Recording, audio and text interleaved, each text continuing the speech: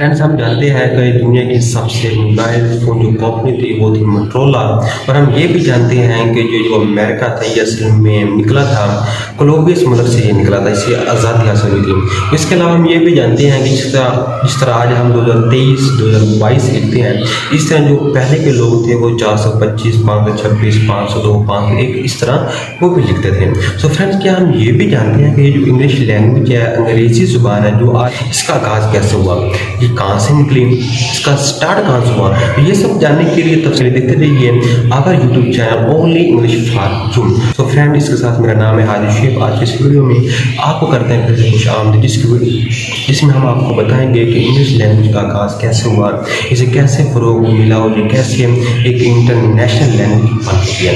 तो फ्रेंड, दुनिया में उसको दो मशहूर ममालिक थे, एक था ब्रिटेन और दूसरा था जर्मन। जब जर्मन ने ब्रिटेन पर हमला किया, देन जर्मन वहीं पर क्या पसीर हो गया, वहीं पर वो अपनी लाइफ को सर्वाइव करने लगा। ये जो जर्मन के लोग थे ये अपने साथ 3 ज़बान लेकर आए थे। पहली ज़बान थी इंग्लिश, दूसरी ज़बान थी जूडियस, तो तीसरी ज़बान थी Saxon. We know very well, जब भी दो चीज़ें आपस में टकराती है दैन एक साउंड क्रिएट होता है, यानी न्यू चीज़ क्रिएट होती है। इसी तरह जब जर्मन के लोग ब्रिटेन में क्या पसीर होता, जब इनकी ज़बानें आपस में टकराई दैन एक न्यू ज़बान का क्रिएट हुआ जिसे हमने एंग्लो सैक्सन का नाम दिया। और एंग्लो सैक्सन को आज हम एक न्यू नाम से जानते हैं जिसे हम ओल्ड इंग्लिश लैंग्वेज भी कहते हैं। और एंग्लो सैक्सन में उसको 2 ज़बानें शामिल थी, एक ज़बान थी सेल्टिक लैंग्वेज और दूसरी ज़बान थी जर्मन लैंग्वेज शामिल थी। फ्रेंड, ये जो ओल्ड इंग्लिश लैंग्वेज है इसे हम एंग्लो सैक्सन भी कहते हैं। आप इसे हर जगह रीड नहीं कर सकते बिकॉज इसमें जो ग्रीक लैंग्वेज है वो इसमें इंक्लूड है। और ये जो ग्रीक लैंग्वेज है ये basically the biggest part of the German language, the biggest branch of German language है। जब तक आपको जर्मन लैंग्वेज या ग्रीक लैंग्वेज आपको समझ नहीं आती देना आप ओल्ड इंग्लिश को रीड नहीं कर सकते। इस वक्त मेरे पास तो पोएम है, इसे आप देख सकते हैं, ये एक ओल्ड इंग्लिश लैंग्वेज है और आप इस हर चीज़ रीड नहीं कर पा रहे हैं बिकॉज आपको ग्रीक लैंग्वेज या जर्मन लैंग्वेज की समझ नहीं है, आप उसे अंडरस्टैंड नहीं कर पाते। इसलिए आपको ओल्ड इंग्लिश लैंग्वेज समझने के लिए आपको जर्मन लैंग्वेज या अदर वर्ड ग्रीक लैंग्वेज की कुछ ना कुछ समझ आनी जरूरी है। सो फ्रेंड्स, आफ्टर 3 ईयर यानी कि 3 साल के बाद क्या हुआ, एंग्लो सैक्सन लैंग्वेज थी यानी कि ओल्ड इंग्लिश लैंग्वेज है और जो जूडियस लैंग्वेज थी, जब ये आपस में मिले, जब ये वहीं ब्रिटेन में क्या हुआ, जीरो अपनी लाइफ को सर्वाइव करने लगे, दैन फिर अगेन क्या हुआ, 2 चीज़ों को टकराने से बात पैदा होती है। जब फिर ये ज़बानें आपस में टकराएंगी, आपस में लोग टकराएं, तो क्या हुआ, जो ओल्ड इंग्लिश लैंग्वेज थी असल में उसमें और इम्प्रूवमेंट नजर आई, यानी कि जो जूडियस सैक्सन लैंग्वेज थी उसके कुछ अल्फाज उठाकर क्या अल्फाज उठाकर ओल्ड इंग्लिश लैंग्वेज में ऐड किए गए।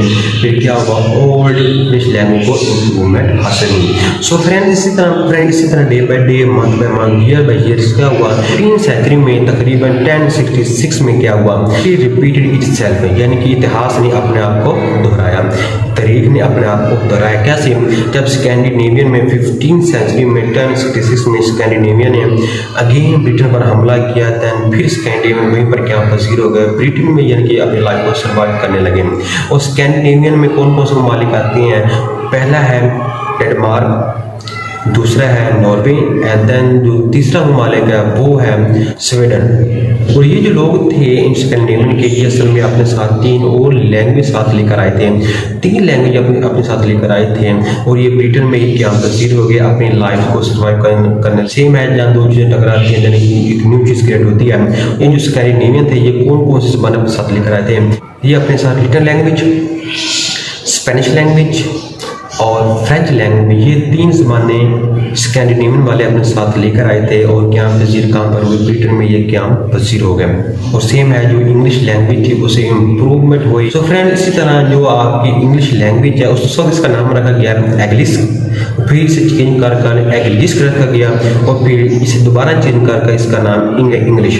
सो फ्रेंड्स, मैंने आपको इसके नाम तक तो पहुँचा दिया, इसका नाम कैसे क्रिएट हुआ। तो सेम है जो ब्रिटेन कंट्री थी इसका फिर नेम चेंज हुआ, इसका जो पहला नेम रखा गया वो था एंग्लिशलैंड, तो फिर एंग्लिशलैंड से ये क्या बना, इंग्लैंड बना।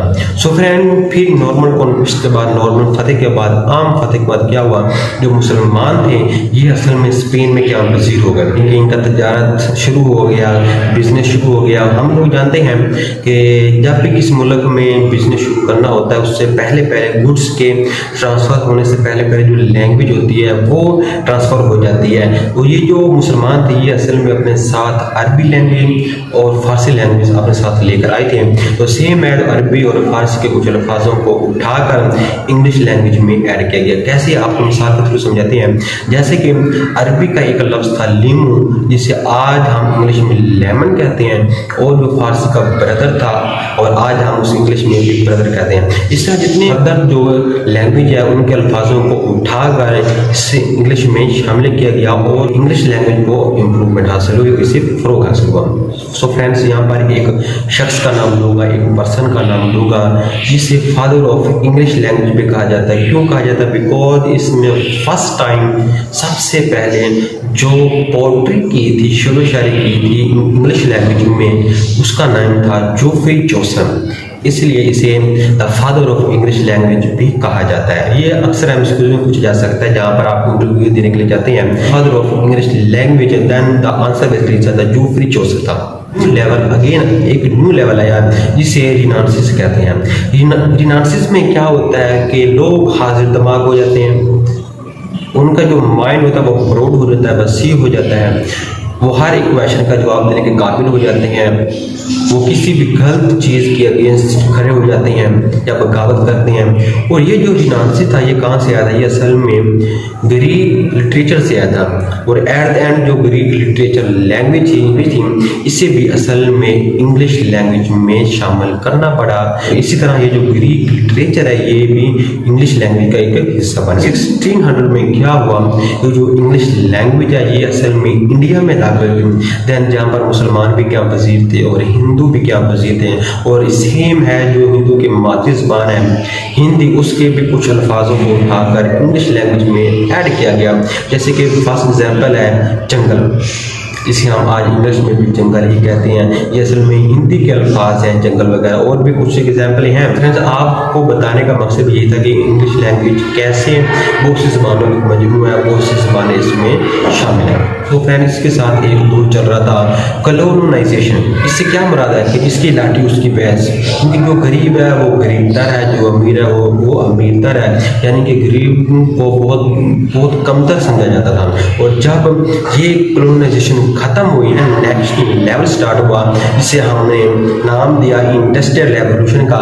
जब इंडस्ट्रियल रेवोल्यूशन आई देन क्या हुआ, इंग्लिश को और फरोग हासिल हुआ। ये गूगल ने इसे उठाकर एक ग्लोबल लैंग्वेज बनाता है, एक इंटरनेशनल लैंग्वेज बनाता है। सो फ्रेंड्स, इसी तरह आपकी जो इंग्लिश लैंग्वेज है इसका आगाज हुआ और इस तरह ये एक इंटरनेशनल लैंग्वेज बनी। सो फ्रेंड्स, असल में ये जो इंग्लिश लैंग्वेज है इसमें बहुत सी ज़बानों के जो अल्फाज हैं, जो वर्ड्स हैं वो इसमें शामिल किए गए, इंक्लूड किए गए हैं। ये मत सोचिएगा ये जो इंग्लिश लैंग्वेज है ये असल में सिर्फ और सिर्फ अंग्रेज़ों की ज़बान नहीं, ये बल्कि आपकी ज़बानों के कुछ अल्फाजों को उठाकर इसमें शामिल किया गया।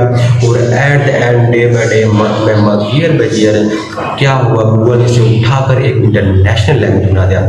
सो फ्रेंड्स, उम्मीद करते हैं आपको ये वीडियो बहुत ही पसंद आई होगी। अगर इसके अलावा आप एक मुख्तसर सा इंट्रो चाहते हैं इंग्लिश लैंग्वेज के बारे में, the history of English language के बारे में, ओनली सिर्फ 2 और 3 मिनट का, देन डिस्क्रिप्शन में दिए गए लिंक पर क्लिक कीजिए और अपने नॉलेज में इजाफा कीजिए। सो फ्रेंड्स, चलते हैं, दुआ में याद रखिएगा। नेक्स्ट वीडियो में मुलाकात होगी।